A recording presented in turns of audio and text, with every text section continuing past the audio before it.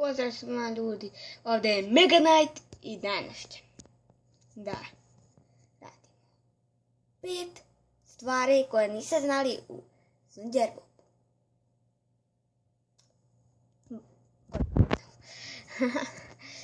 Evo, prva stvar, a to ste znali onaj poznati restoran Kebab Kraba? Ste znali za njega? Ste znali da je taj restoran zapravo zamka za krabe?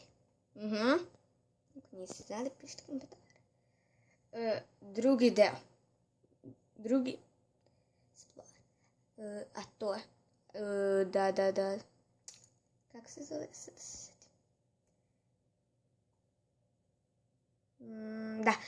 Ste znali zapravo da lignjoslov nije lignja, nego hobotnica.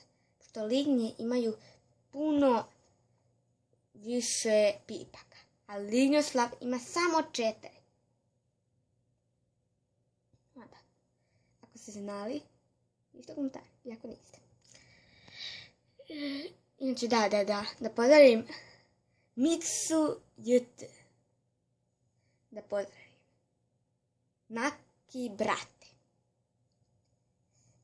i Marka Zrinušića. Uglavnom, sada samo da kažem. Treća stvar je to. Jeste znali da, kako se zove, u jednoj epizodi kad je Sunđerbob stavio gaće na glavu, izgledalo je kao, ne moram da pričam šta. Dobro, to je treća stvar. Četvrta stvar je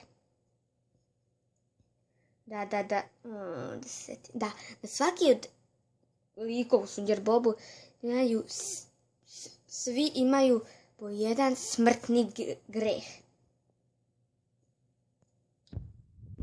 I zadnje pitam, jeste znali da u jednoj epizodi da je Harvey prozdrljiv, također i Patrick.